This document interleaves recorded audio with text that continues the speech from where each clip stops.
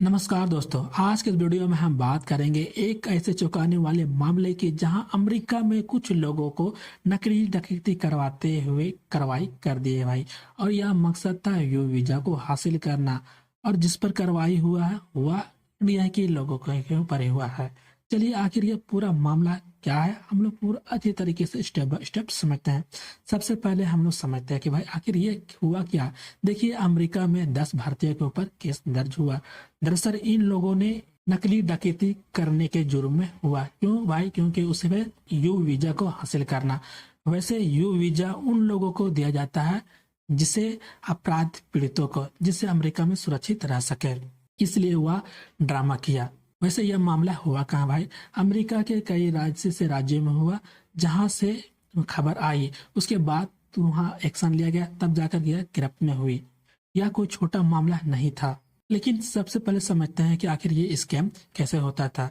सबसे पहले मास्टरमाइंड योजना बनाता था कि किस तरीके से काम होना चाहिए, कहाँ पर होना चाहिए, नहीं होना चाहिए, हर तरह का वहाँ पर योजना बनाते थे। फिर लोग पैसे दे करके उसे विक्टिम को बनाते थे। इसके बाद नकली बंदूक रहते थे, नकली दुकानें रहते थे, फेक रॉबरी होती थी। उस तरीके से जा करके आपस में करते थे।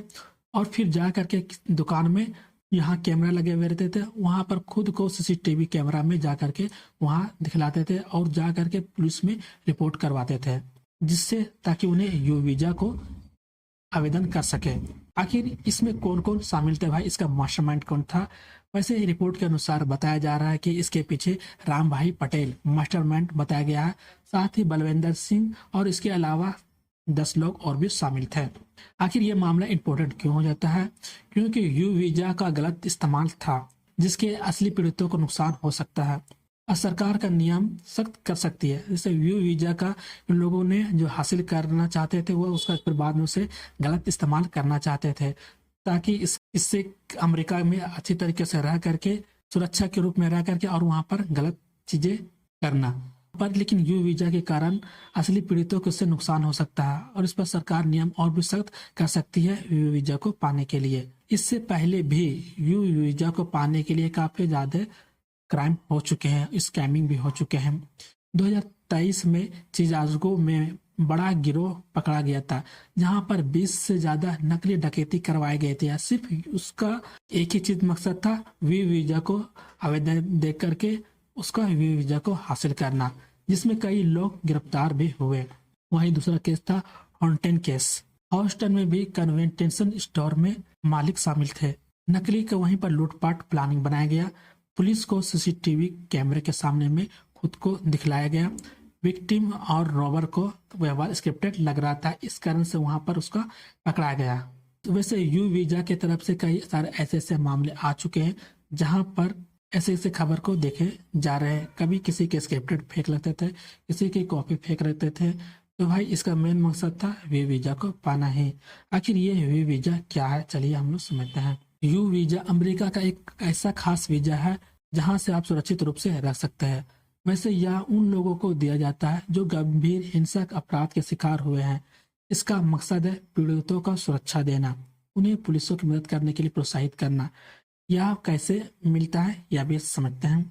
जो घरेलू हिंसा में शिकार हुए हैं, कि जैसे किडनैपिंग हुआ है, डकैती हुए है, या मानसिक रूप से किसी तरीके कुछ में उसमें प्रताड़ना किया गया है, जिसके कारण से यह रिपोर्ट दिया जाता है। फिर पुलिस की तरफ से उन्हें सुरक्षा दिया जाता है और सुरक्षा के बदले वहां पर पूरी अच्छे तरीके से उन्हें जांच में सहयोग करते हैं और देखते हैं कि किसी तरीके कोई फेक तो मामला नहीं है। उसके बाद फिर ये वीजा नहीं देते हैं।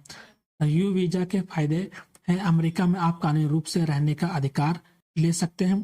काम करने की अनुमति आपको बहुत अच्छी तरीके से दी जाती है, आप सुरक्षित तरीके से वहां पर काम को कर सकते हैं।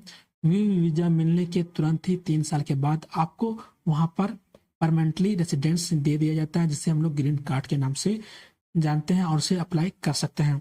वैसे ग्रीन कार्ड क्या है, चलिए अब समझते हैं। ग्रीन कार्ड को हम लोग एक परमानेंट रेसिडेंट कार्ड भी कहते हैं। यह नॉन सिटीजन अमेरिका में रहने का, काम करने की अस्थायी अनुमति देता है।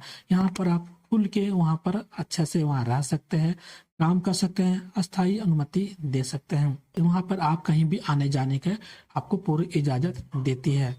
आप वहाँ से बाहर आ सकते हैं, अंदर जा सकते हैं बिना वीजा के ग्रीन कार्ड होल्डर अभी भी अपने देश का नागरिक रहता है, उसके पासपोर्ट उसी देश का होता है। जैसे भारत आमतौर के लिए 5 साल बाद अमेरिकन सिटीजन के लिए अप्लाई कर सकते हैं। आखिर ये ग्रीन कार्ड कैसे मिलता है?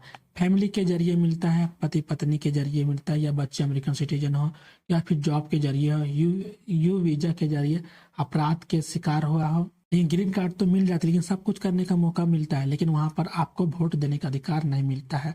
वोट वहीं दे सकता है जो कि वहाँ के नागरिक होते हैं, इसलिए सारा कुछ को सुविधा देता है, लेकिन वोट का अधिकार वहां पर नहीं देता है। सरकार वैसे अब क्या कर रही है यहाँ पर, पहले भी ऐसे कई सारे फ्रॉड सामने आ चुके हैं, तो वैसे में पुलिस काफ़ी ज़्यादा सख्त हो चुके हैं, काफ़ी ज़्यादा सतर्क हो चुके हैं। उन्हें वह देख रहे हैं कि एक चीज़ को वह खंगाल रहे हैं, सीसीटीवी फुटेज को जांच कर रही है कि किस तरह के क्या मामला किया जा रहा है, आखिर ये स्कैम क्यों हो रहा है, ये सारा चीज़ वहाँ पर देख सुन रही है।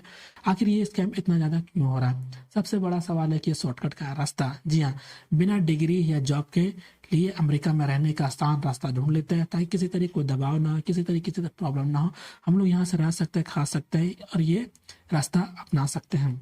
जो लोग मास्टर माइंड होते हैं उन लोगों को पैसे कमाने के लिए ये जरिए करते हैं, ताकि दूसरे लोगों को ये पैसे लेकर के उसे दे सके और वह वीजा का आवेदन देकर हासिल कर सके।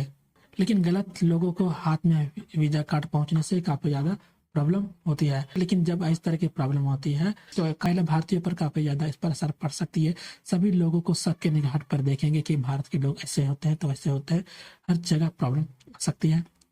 दूसरा, वीजा का नियम सख्त होता है। पहले जहां वीजा बनने में काफी ज्यादा इजी लगती थी, बनवाने अप्लाई करने में, वहीं अब वीजा कार्ड बनाने में काफी ज्यादा सख्ती हो सकती है। तीसरा, जांच और भी कड़ी हो सकती है।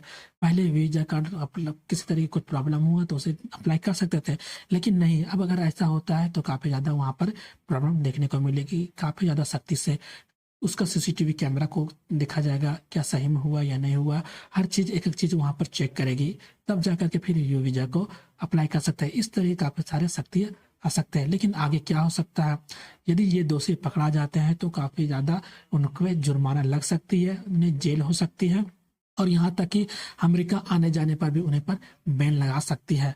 तो भाई इस तरीके का ये खबर है, तो आपको इसमें क्या राय है, आप हमें कमेंट में जरूर बताएं, क्या यह सही।